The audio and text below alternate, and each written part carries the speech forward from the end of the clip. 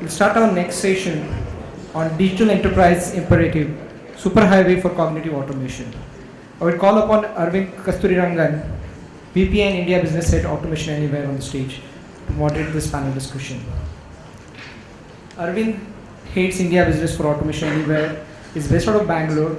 He has around 20 years of experience in sales and technology and has developed business in Asia for large organizations such as Philips and Schneider Electric. Arvind, over to you. Thank you. Thank you so much. Good morning, everyone.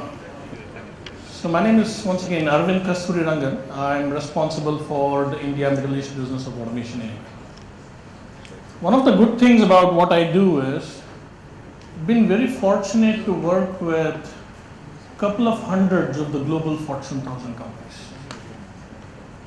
And with that, I have a ringside view into conversations that they have about how to take their company to the next digital enterprise. What I want to do today is primarily I want to invite two leaders from that group on here to share their experiences and how they think we should go about it. But just before doing that, I just want to set a bit of context. I just want to summarize all my learnings over the last few years that I've been hearing from leaders of these large companies. Present that to you and then invite them over on stage. Does that sound like a plan? So whilst we get this started, all this conversation about digital, robotics, automation, etc., it's nothing new. It's already happened in the past.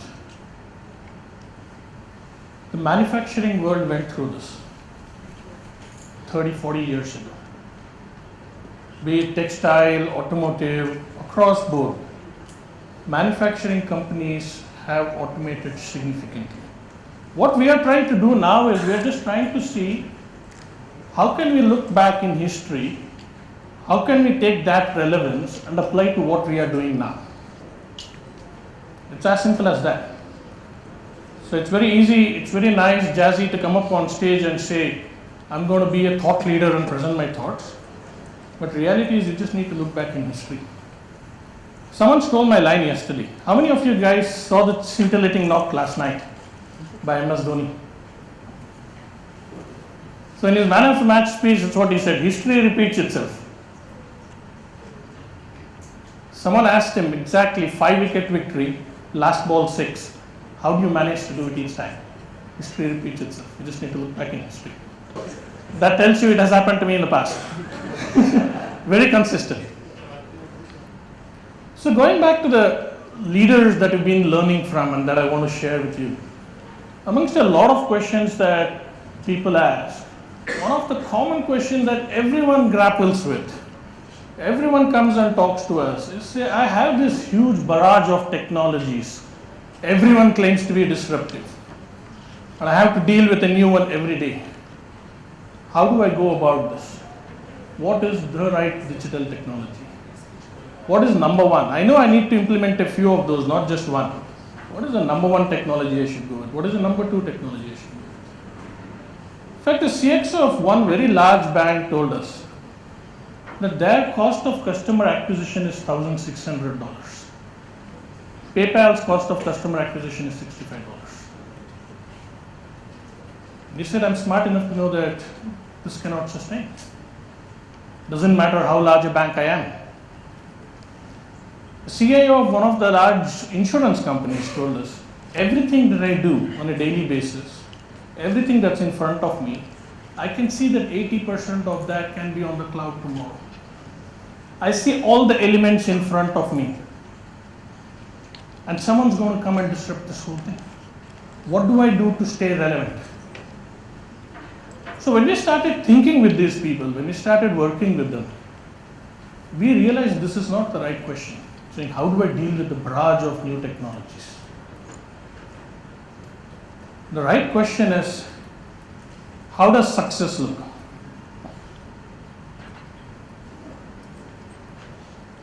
The question that everyone is trying to solve is, how do I take my learnings from automation in the manufacturing world and how do I bring that together to make my front office, back office, etc. into a digital enterprise? So the question is, how do I create a digital enterprise? What are the elements to that? So there are two traits, fundamental traits for a digital enterprise. Number one is a digital enterprise should deliver value to its customers when they need it, where they need it, and how they need it. You cannot be reactive and claim to be a digital enterprise. You need to deliver value to your customer in all forms. That's at the core of it. Number two is digital on scale. What I mean by that is, today you might have an organization of 1,000 employees, so fulfilling 1 million transactions. Tomorrow when the volume of transaction becomes 3 million, if you have to add another 1,000 employees to cater to that, that is not digital on scale. You need to be able to cater to that increase in volume with either the same number of people or maybe 1,200, not 2,000. If you are not on scale, then you cannot claim to be a digital enterprise.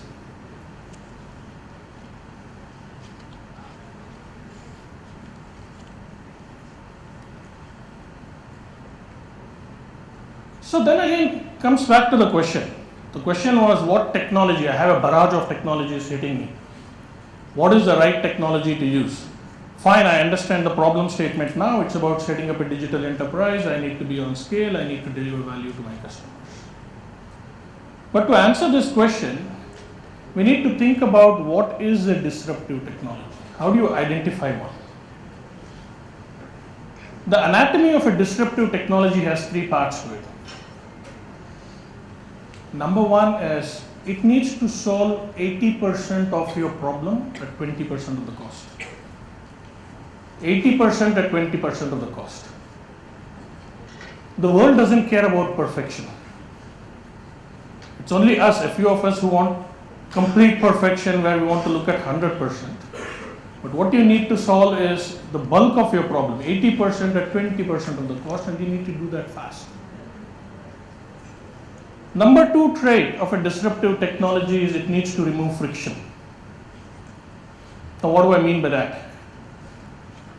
When Netflix arrived a couple of decades back, longer than that, Blockbuster, which was the brick and mortar video store, Netflix started shipping me those movie series home. I didn't have to go to the store. It's a small value that was added, but huge amount of friction removed. Very significant. Number three, even more critical, is it has to be real time. If you look at it 25 years back, 30 years back, what was real time? Just think about it. Maybe the watch, but essentially it was only life which was real time. Nothing else was real time. If I had to go from Bangalore to Delhi and have a bunch of meetings, I had to schedule it a week in advance and make sure no one backs out. It had to work that way. Nothing else was possible. Today that doesn't work, that doesn't suffice. A disruptive technology in today's environment has to be real time. If you think about it, in our business environment, we are somehow comfortable doing a monthly report, a quarterly report, etc. But again, going back to yesterday's match, with our entertainment, we are extremely demanding. When Dhoni walks out there, I want to see the stats on the screen. I don't want to read it in Times of India tomorrow. If you're not giving me that, that is not real time. And I think we are fine with a little inefficiency in our boardrooms because we have 8 hours to work in a day and we only have half an hour to watch TV. But these three traits are essential for a disruptive technology. 80% of the problem at 20% cost, remove friction, be real time. What we have seen across companies in the valley is if you have one of these, you are $1 billion, $2 billion company. If you have two of these, you are a $10 billion company. If you have all three, you are true disruptor. So now coming back to the technologies on the screen. So we have IoT, we have API technology, we have pure play, cognitive solutions. People tell us the best solution to actually become digital is API technology. But I squarely disagree with that. For the simple reason that today only 5% of all the systems share an API. You really cannot get all your systems talking to each other. It's just 5% of them opening themselves up. Even tomorrow, if we use a magic wand, get all the CEOs of all those organizations in a room, convince them and get them to open up an API, we would need 50 times more programmers than we have available on planet Earth today to get systems to talk to each other. So API technology solves a part of the problem. It doesn't solve everything. Similarly, with pure play cognitive solutions, we see hundreds of cognitive solutions in the market. But a singular theme across all of them is they are a solution waiting for a problem statement. Many of them do not adhere to the first point of disruptive technology, which is solve 80% of the problem. It solves something very fancy, very nice, but it's still waiting for a problem statement. Each of these, trust me, I'm also talking about bots, automation anywhere bots as well. If you deploy bots as a project in one of your departments, you have 5-10 projects, you have a team involved, you have 5 to 10 people impacted. It's nice, it feels nice. You say, I've done something. But really, that is not a digital enterprise. Digital enterprise has to be at scale. If you think about it, if you're an analog organization, you want to become a digital organization, IoT, big data, wonderful solutions. But they all take a particular division or a set of people or a few processes onto the digital side. This is not a digital superhighway. This is a bike lane that you created.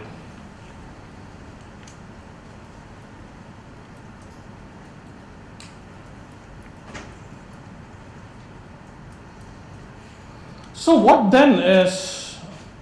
am I saying is then the fundamental block of creating a digital enterprise? I submit to you that an intelligent digital workforce is the first piece in a digital enterprise. What is a digital workforce? It has 3 technologies: RPA, cognitive, and analytics. And we truly believe this is the first step. And I think it should be very intuitive. It's intuitive to me, which is why I believe that. When you hire an employee, you want the employee to be able to think for himself, but by and large follow a set of rules which are inherent to your organization, and then be able to analyze. If that is how you look at humans, if that is how you hire them, shouldn't you start digitizing with technology which gives you that capability first?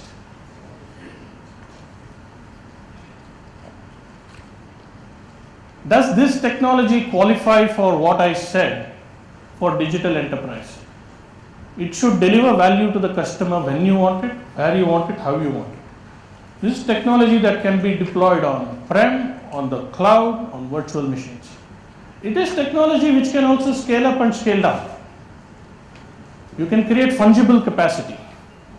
You don't need to have a pool of resources, be it a digital worker, sitting there idle. Spin them up and spin them down. Why do we think digital workforce would actually solve problems for GCCs? And this is something that I've actually learned from you people. Went about asking people, what is a process?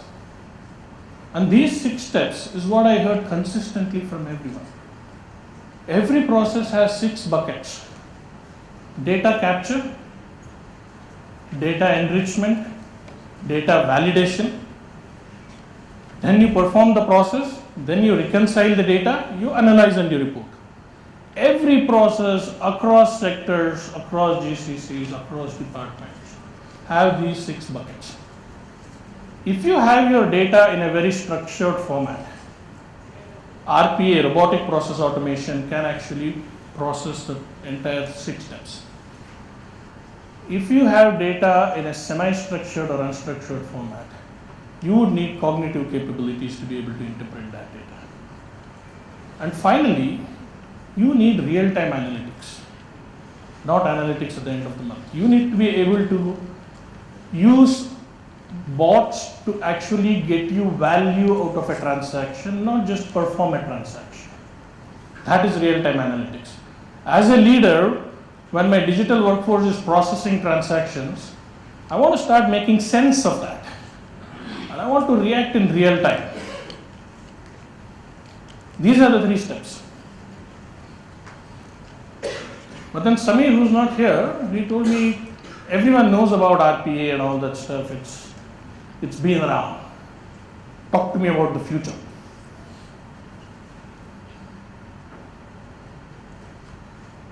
When you look at humans, and I'm talking about digital workforce actually being like humans, that is why we should onboard them.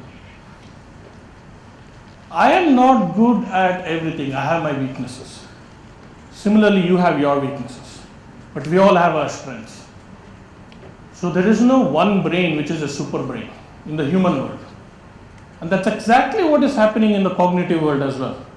I spoke about 200 different cognitive solutions out there. Each one is solving a specific problem. There is no one size fits all. Everyone is solving a specific problem. What are we solving when we speak cognitive? We are solving the area where we believe humans are not designed to read documents. Very few of us in this room have the luxury to say, I'm not going to go through reports, but someone is going to summarize it and tell it to me in the morning. But most of us sit and read thousands of reports every day. We read invoices. It's good to read literature, but not invoices. That's not what we are made for. We are trying to solve that problem. We are trying to bring cognitive technology which can make sense of unstructured and semi-structured data. Because with RPA, you can automate a certain set of processes. But to go beyond, once you have done RPA at scale, the next step is very natural to start looking at your unstructured data.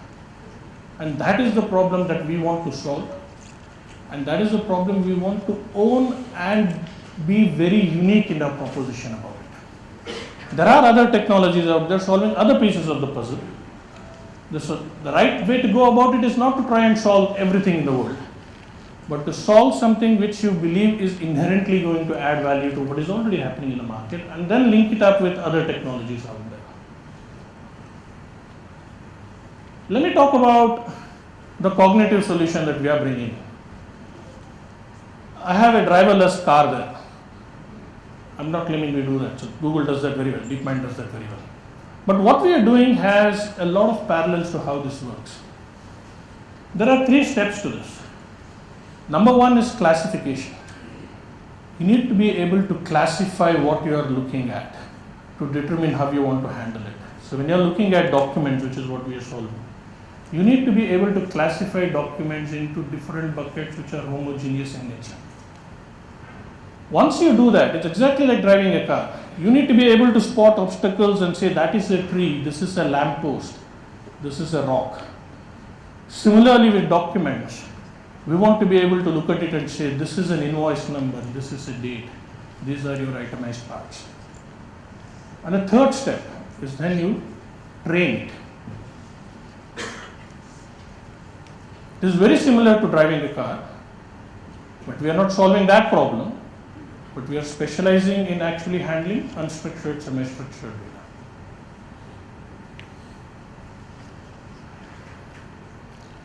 People ask us, so fine, I've heard this before, but then there are so many parts to this. You have artificial intelligence, you have stochastic learning, you have supervised learning, unsupervised learning, deep learning. How do you solve this? Which one of this do you specialize in? What is the trick? The answer is there is no trick. It's bloody hard work. And you need all these elements into it. It is not just that machine learning will solve the problem of reading unstructured data. You need a combination of all these elements, which when stacked up is the true digital mind. We are not there yet, but we made very good inroads and we are getting there. With all this said, RPA, real-time analytics, cognitive, what does that bring? If you look at this here, the before is Blockbuster, the after is Netflix. I know everyone in this room, or at least 70% in this room, have done some kind of automation with bots, with different technologies. All of you have at least 5 or 10 bots or 20 bots deployed here and there. And you have your thoughts, how it works, what more can be done, etc. But trust me, you have just scratched the surface. Because you have not created a digital highway yet. You've done a project.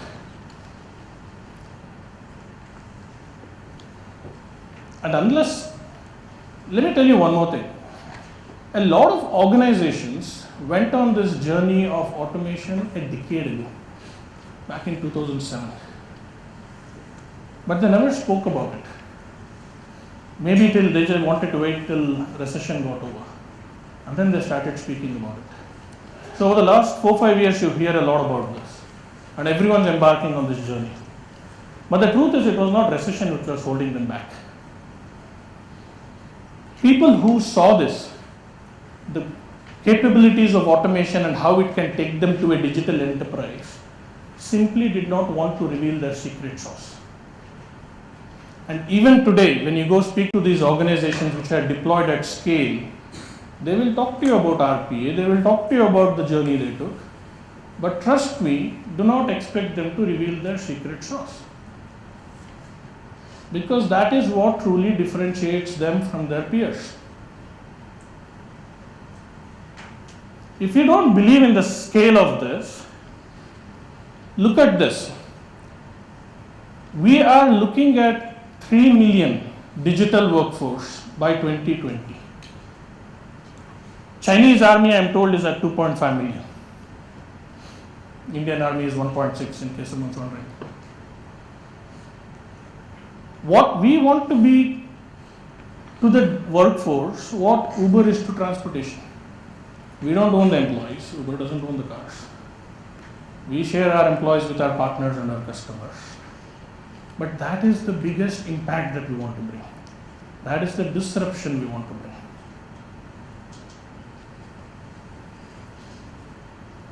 Let me share an industry example. This is a classic talent fund. Nothing too complicated about this.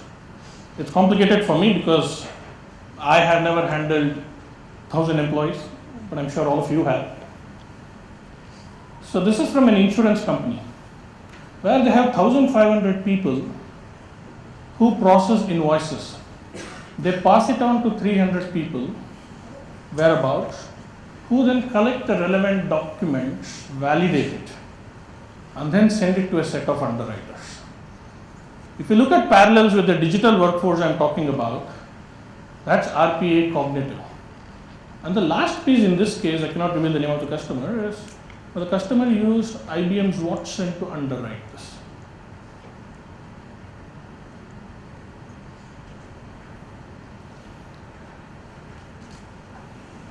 If you look at the box which is emerging, which is the intelligent digital workforce, is nothing but an assembly line. It's an assembly line of people who can follow rules, of workforce which can then do cognitive actions on that, and then linking with other technologies which can actually start bringing in additional capabilities to that. So this is an assembly line, digital workforce. The reason, coming back to the point, I was saying, what is the first step in getting to a digital enterprise? And I submit to you, we strongly believe the first step is an intelligent digital workforce. How then do other technologies interact with this? If you look at the bottom side of things, you see Google DeepMind, you also see IBM Watson and stuff. There are a few minds which are emerging in this world. IBM Watson, in my view, is the mind of a PhD. Google DeepMind is the mind of a gamer, which is why they make driverless cars. It's like a game. And then there is the mind of a sophisticated office worker, which is a digital workforce. And all of these are coming together. Add to this, you have the other systems that you have out there, SAP, ServiceNow, etc. And all of these are linking together. And some of them are integrating together. For example, the most recent example is IBM Watson integrating with Automation India. At the core of this is the intelligent digital workforce. Now think about it for a second.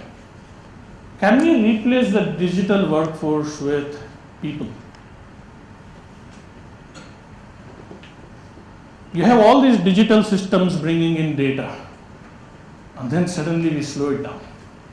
How do you be a digital enterprise if at the heart of it you have only people and you don't have people working with a digital workforce?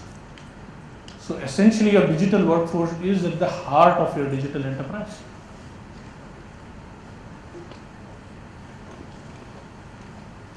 Now this is where you have moved away from that bike lane, which was nice, to a digital superhighway, where you have systems talking to other digital systems who are processing the data coming from those systems.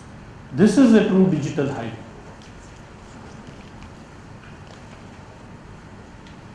So this, I gave you the example of insurance, but this is not just happening in the banking world, it is happening across sectors.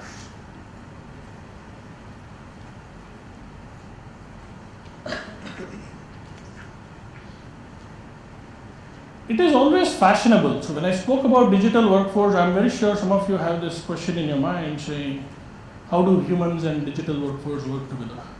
It's always very fashionable whenever there is a new disruptive technology to worry about jobs. That's very human nature. In fact, we all worried about it in the early 80s when computers came. But then we all know what happened. That was the advent of India coming on the map. We arrived on the map. We became the largest talent pool for IT resources. We became the Silicon Valley of Asia. But if you think about it, in early 80s, there were some people who were thinking, what happens to my job now, my clerical job? It's very fashionable to think about job losses. But one thing for all of us to remember is, it is not a disruptive technology if it is a zero-sum game.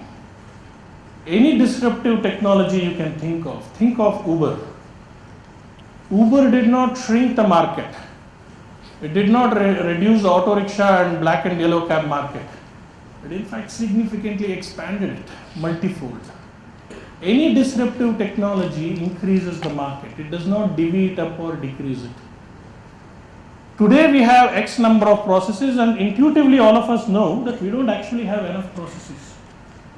We don't have enough processes which has moved to India. We have X number of processes today across departments, but that is with humans working with humans, humans working with machines. When you have machines working with machines, you need more processes. You need humans to then step out and then start actually looking at value of what they are doing rather than just transacting. That is inevitable. But all this digital story said, end of the day, I strongly believe it is all about people.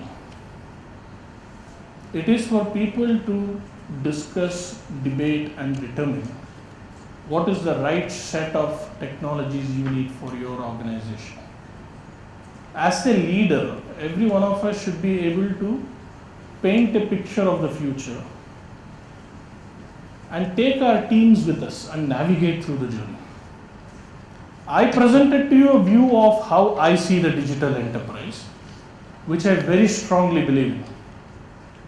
For your organization, as a leader, you would have to start defining this canvas and take your teams along.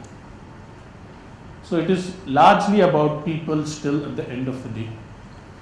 With this and with the digital imperative, the digital enterprise I spoke about, I believe every one of us should start looking at creating a super highway in our organizations, not just look at small projects, which is a bike lane. And this has been done before. With this said, I'm going to invite on stage the two leaders who I want to share their experience and also validate what I just said. Firstly, I would like to invite Vivek Sharma from Unilever. Unilever is embarking on a journey where it is really scaling up its digital enterprise setup. Vivek heads the automation factory at Unilever. Glad to have you, Vivek. Second gentleman I would like to invite is Atul Pratap from Adani Enterprises. He heads the F&A shared services. Glad to have you, Atul.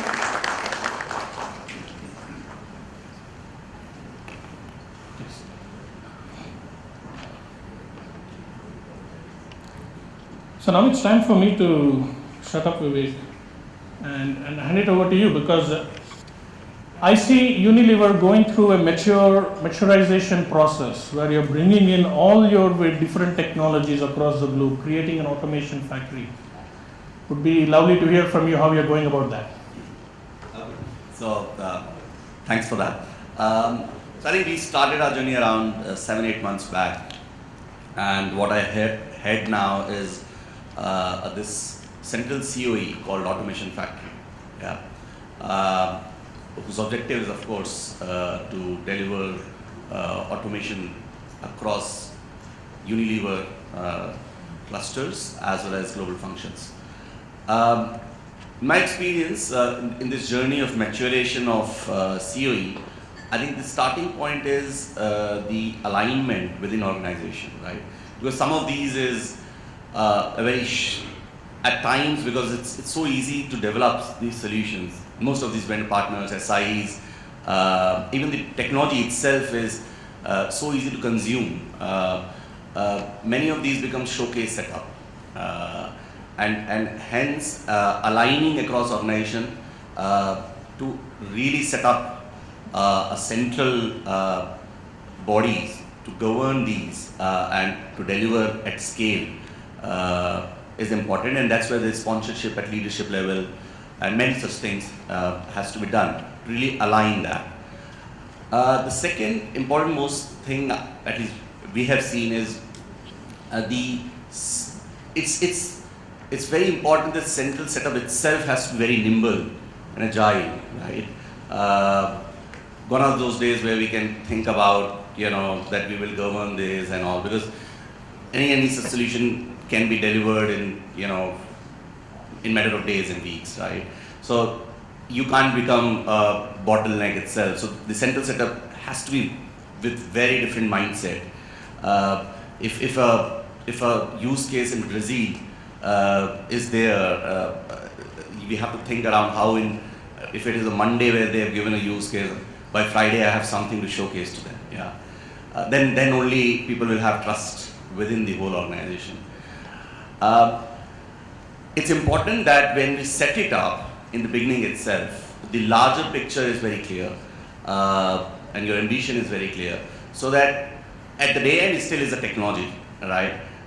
Nobody can take away that. While it's a simple technology, but nobody can take away that. So you have to have basics right, be it resilience of these applications, resilience of the applications on which these technologies are working on, info security and many other aspects around it, right, has to be taken care properly. And somewhere I see COE also playing the role of evangelizing these technologies internally within organization, doing free POCs, telling what is possible, what is not possible, do's and don'ts, setting up guidelines, etc. So that's how I see the role of COE and the journey. How do you look at cognitive technologies fitting in? That's an interesting one, and you talked about RPA and cognitive analytics, right? When we started, of course, it was most mature of them in the market now is RPA, which is pure, simple, rule-based work. I feel, of course, it depends on the context, but anywhere between 10 to 15% of typical organizations work can be done by RPA. But if you really want to increase the scope of automation, and that's where this cognitive comes in, and then probably analytics. Yeah. When we take use cases itself within organization, when we were doing only say RPA, right? There are many things which gets limited if you don't have cognitive, right? So that's one way of figuring it out.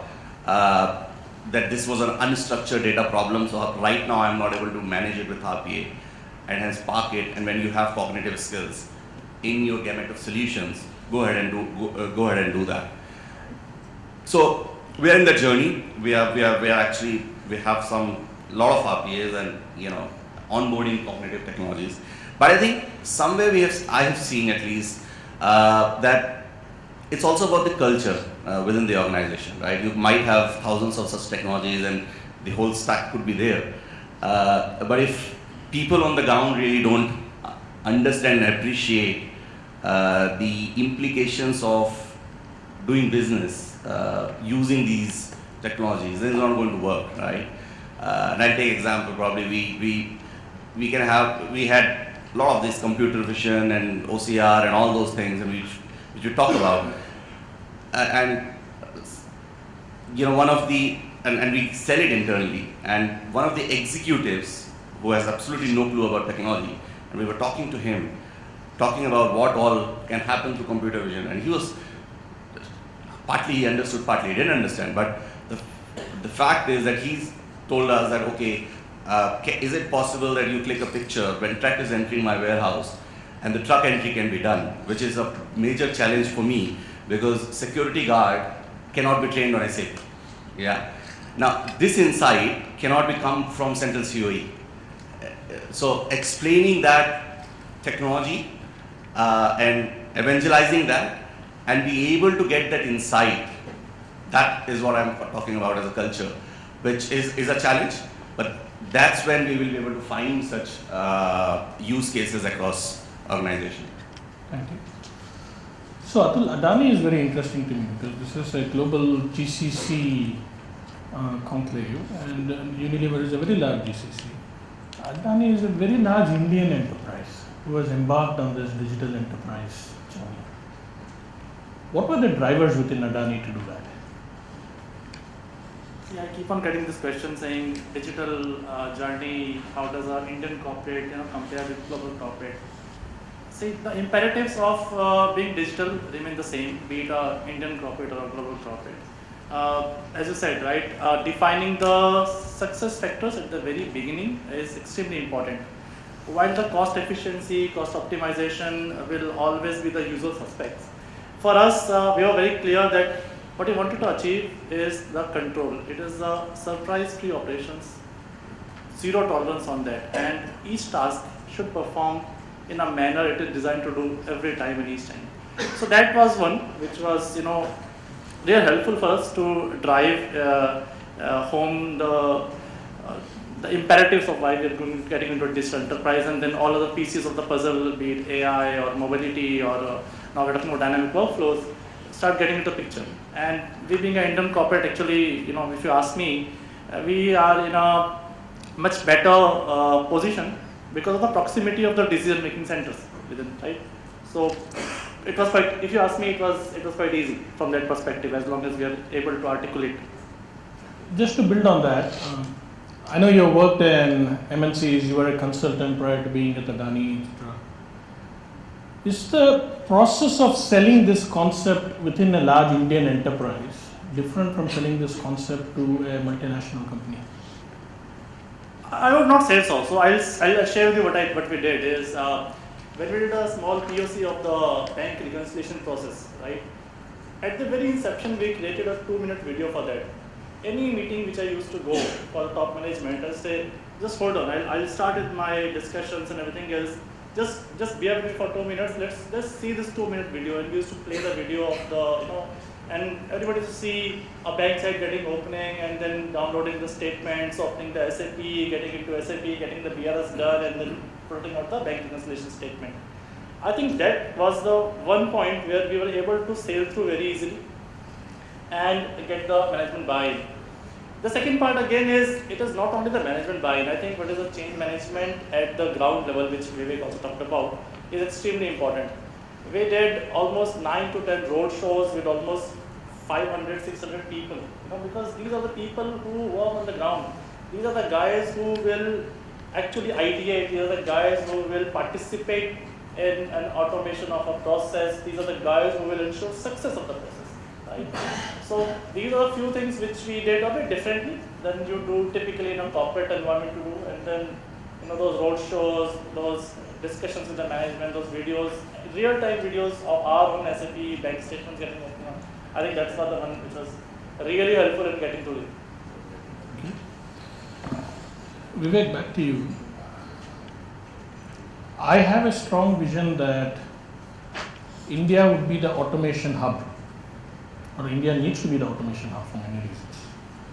What are your thoughts? Do you see that happening? If you see the quality and scale of talent which we have as a country, right? I mean, there's no doubt that we will be probably global leaders in doing that. And there is another aspect around it, which is most important. And we were hearing Professor in another room earlier also. How to be more adaptive, right? Because it's not about one skill or other skill, right? It's a very dynamic world now, and I think the talent which we have, at least I believe in, is very adaptive, right? It can change from one skill to another very easily. So I would feel so. But if there is one wish list which I will have, where we should focus on is around probably a little more structured skill set developing, as well as I think we are more about, there is a technology, how do we really deploy solutions around it. But I mean, where are those companies, where are those institutions who are really doing R&D in the technology itself? Are there any driverless cars which are getting developed, right? So I think those are the wish lists which I would have. Okay. I'll just add to it. Yeah, I'll just say that we keep on hearing in a conclave like this, new technologies coming in. If you ask me, in my experience, technology is only an enabler. It will have to be clubbed with the functional expertise. It will have to be clubbed with the business process re-engineering. How do you structure processes? See, typically your processes have been structured the way you do your business, right? They are not structured to maintain a steady flow of data and tasks and activities and getting back the reporting, right? So while you deploy all these technologies, be it on the AI side, be it on the cognitive side, on the OCR side, it is a process re-engineering. How do you change the process so that the automation is enabled? It will be extremely important. I'll share an example with you. Right? We just went live with our cognitive OCR, in the journey of only 8-9 months, on 1st of February. Right? Whoever we spoke to, consultants, our own internal connects, they said, in a cognitive piece, you will have to build a corpus, it will take time. So we said, okay, fine. If we are going for a vendor invoices OCR kind of stuff which learns on its own, so we got 80-20 rule of disruption. We proposed saying, what are my 20% vendors which take off my 80% of the quantity? We actually started working on training the OCR, sometime in mid of December, so that when we go live in February, at least my 80% of the volume is already trained. I don't need to start training on 1st of February and then getting there.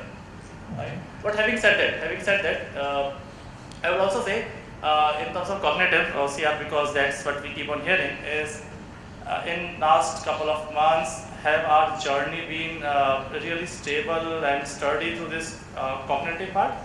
The answer would be maybe, right? Because the technology also have to evolve. I would say, as a user, functional user, the technology will also have to evolve to a different level. And I understand, a lot of R&D is going into there, and we will be much better as we are now. Okay. think we have time to open the floor for any Q&As to the practitioners here. Yeah, you are. A mic is coming to you. Just so that people at the back hear you. Great discussion. Atul, I have a question for you. So I think you touched on the business process re-engineering piece, and I'm from IBM. We've been working with Unilever and with Adani as well. And the question we have is, I see in the industry a lot of automation mania, especially in the last sort of 3 or 4 years, without enough discussion about the simplification, the reimagining of the processes, and the straight-through processing and standardization before automation is applied. And there is no such nirvana that you do all of that and then automation starts, right? So it's because it's iterative. So from your perspective, where do you start automation?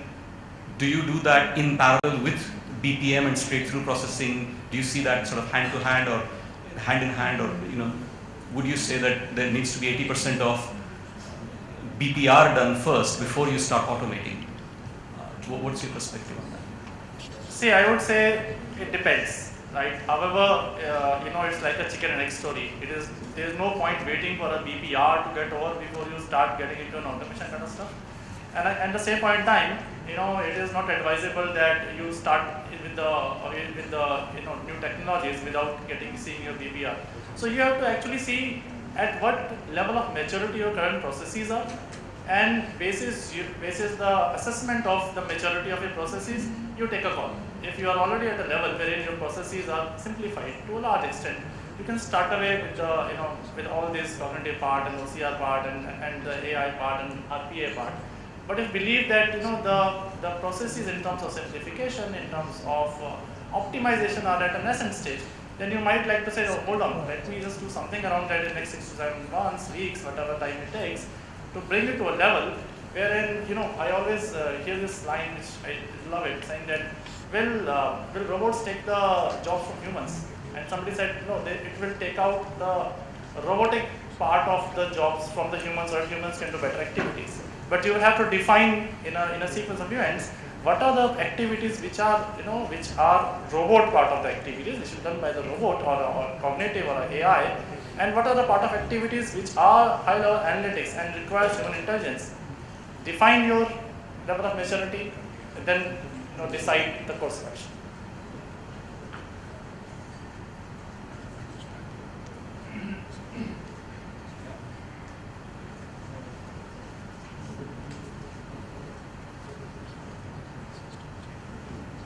Hi, you have, I believe you have also implemented the OCR.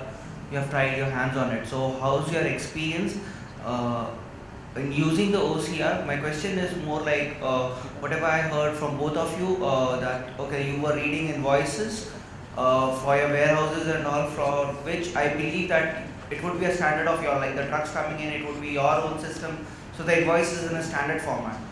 Put it the other way around, that you are having somewhere where multiple different organization invoices are coming to you. How effective is the OCR there? Because one standard thing, I think so, RPA or OCR can manage it, a standard thing. But what if it keeps changing the positions? Somewhere it is on the right corner, somewhere it is on the left corner, maybe it's in the next page. How effective is it, your journey till now? Is it making good? I agree with Atul, your comment that the technology has to evolve. It's just in the nascent thing of OCR and making it. But what's your experience till now? Just like to know that. So as I said, we trained the cognitive OCR for the 20% vendors, which give us 80% of the volumes. So we trained, for an invoice which is coming from, say, in Airtel for a mobile application, the invoice number will be on the top right corner, while if it comes from, say, ACC Cement, it will be on the left hand corner, while it is coming from, say, IBM, it will be on the top bottom. So if you ask me to give a example, it will be able to find out where the invoice number is and where the amount is. But typically in this scenario, you receive invoices printed from a different quality. So from the perspective of identifying where the different fields which have to be captured are there, it is there. But because of the quality of the printing, sometimes because of the technology barriers as well, is it able to read all the characters clearly and put it in the system? we are facing some challenges there. How about you, Vivek?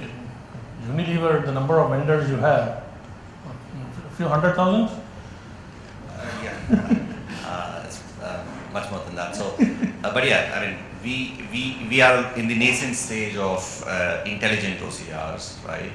Of course, similar kind of challenges, and problem is of different scale because there's a multilingual problems and all that. I won't say that the technology is totally there where we can get into 99+% of accuracy. But if you train them properly, right, and in few use cases we have been able to, the operational load of people who are processing these invoices can be removed significantly, right, and that's where we are experimenting. Absolutely, means even with 30-40% success, we have actually been able to reduce the load to a great extent. Right. Prasad, we have time for a couple more? Okay. I'll probably go with my question then. So Arvind, this is more of a question in terms of the example that you shared earlier, where in the insurance space there was an application of IBM Watson, I believe, which was referenced, to automate underwriting work. Now, one of the things that we've seen, like following up on someone else's note, there is a certain bit of automation mania. There's a lot of positivity when we interact with different partners around the fact that everything seems to be automatable. But when we get down to the nitty-gritties of it, the domain, even if it's within the insurance industry, is it on the retail space? Will it be more on the corporate and specialty space? What sort of legacy systems are there? So there are a lot of undermining factors that come out as we get deeper into it. However, at very high level, across the board, everything seems to be automatable. Now, do you see challenges of that sort? That is, even within industries, there are certain areas that may not be automatable, maybe next 3-5 years, or is it all a matter of getting some of the infrastructure and reorganizing ourselves within the organization that is critical, or based on the nature of work that we do, some things stay out of scope? So that's more about ground realities I wanted to check with you, as you probably have seen a wide landscape. So is there a realistic approach now, more than a fact that everything is automatable? So is that coming up in the industry as well? It's like any technology, constantly keeps maturing. Yeah. And constantly keeps reaching an inflection point where it starts making sense for further applications. If you look at 3 or 4 years back, departments like F&A and logistics lent themselves beautifully for automation. Not too many people were thinking of automation in areas of HR, IT ops and so on. But that's changed significantly over the last few years. Okay, so now there are departments in R&D, etc., where those processes do not lend themselves to the same amount of automation as other departments. But it's not because they are not automatable. It is because technology is yet to catch up with that. And it's always been a human endeavor to actually keep improving what we have to go to the next level. There's a question there.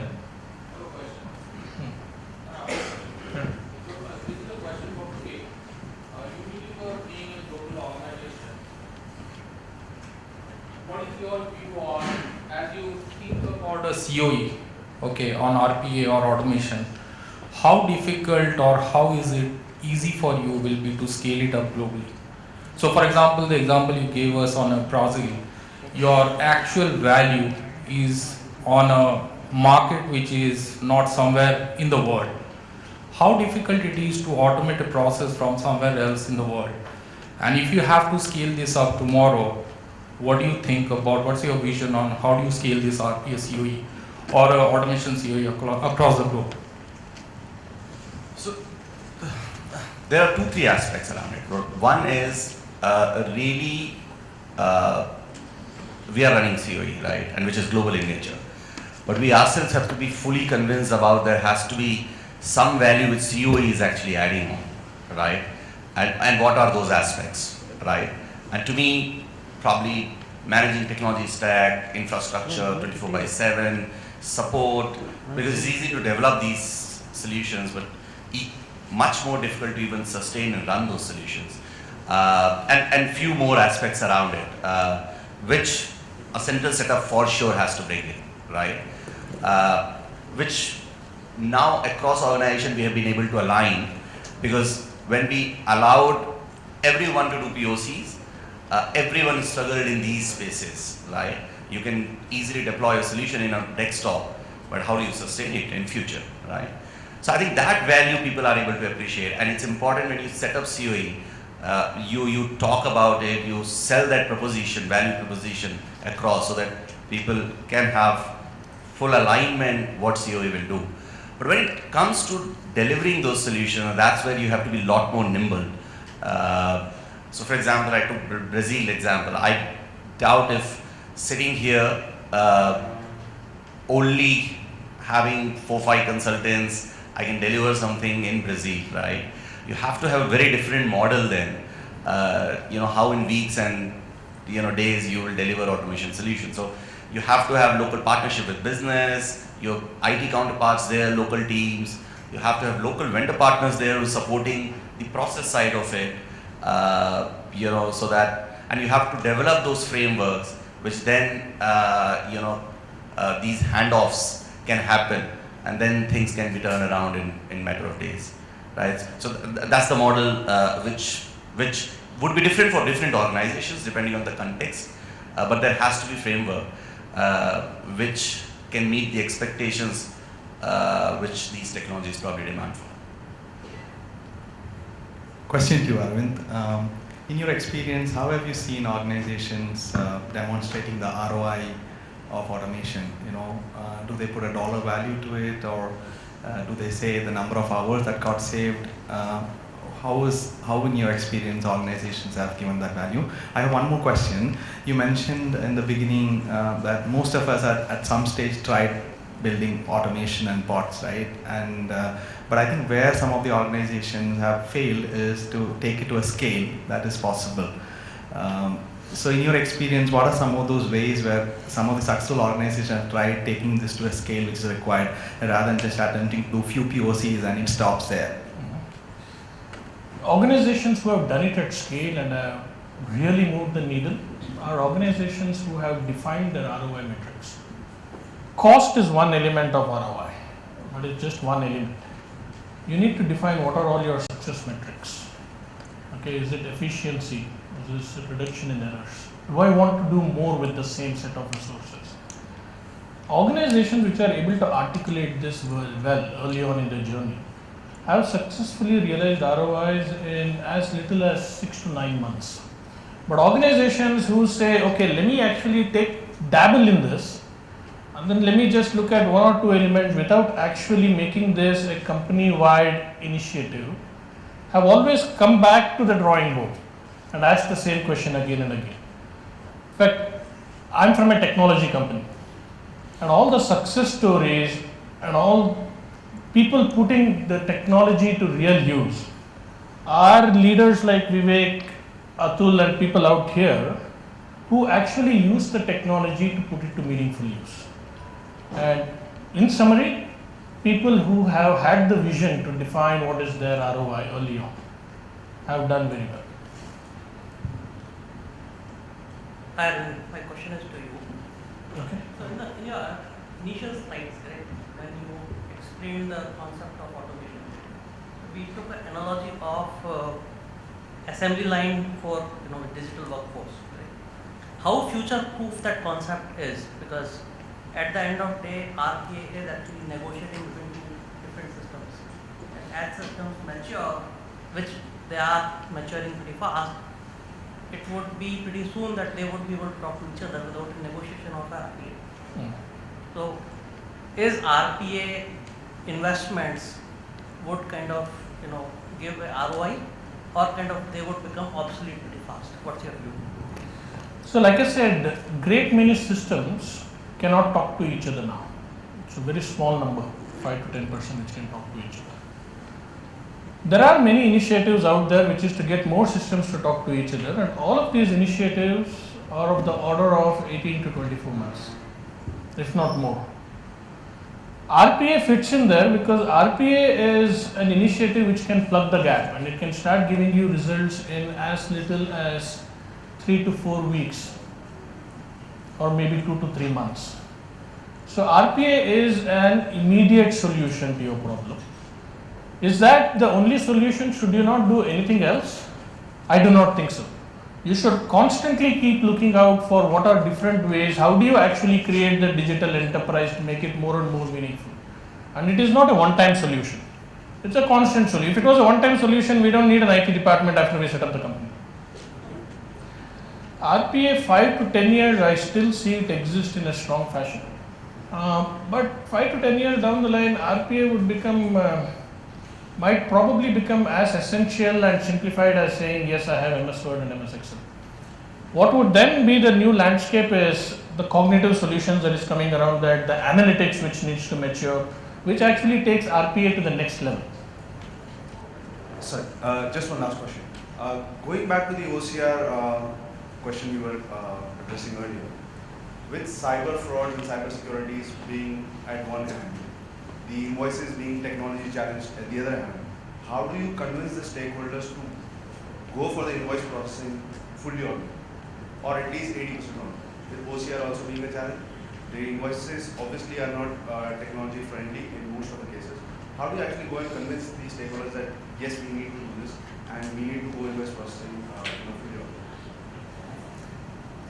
See, we will have to build mitigates if you ask me, right? So, in any process, whether it's OCR or a processing or a document processing or a PNC insurance, you need to identify what are the risks which are there, right? And when you speak to the stakeholders, you define what are the controls you have put into. I think 3 controls which will have to be definitely be there. 1, detective controls. How does if something goes wrong, because everything is working in a very, very automated manner, right?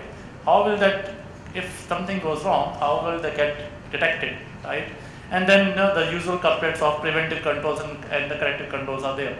But as the technology is maturing, I think a lot of controls will be built in with technology, and IT security or cyber security has been the top of the agenda for most of the organizations. So the technology in terms of preventing a data leakage or preventing a fraud from hacking and other stuff, I think that will also mature to an extent wherein you will be able to control the risk to a large extent and then build in the mitigates around it to ensure that you are 99.9% there. 100% I don't think it will ever achieve. Maybe just I add on a couple of aspects.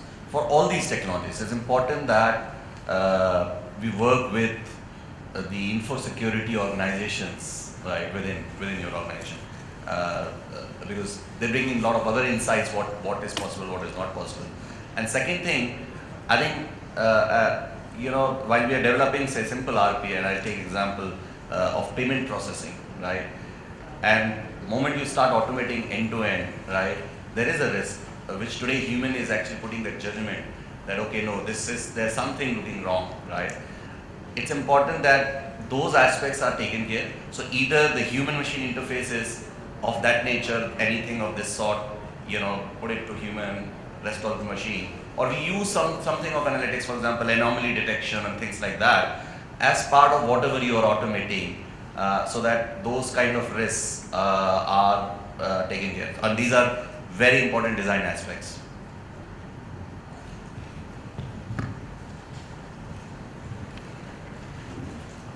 Thank you so much for valuable insights. I would request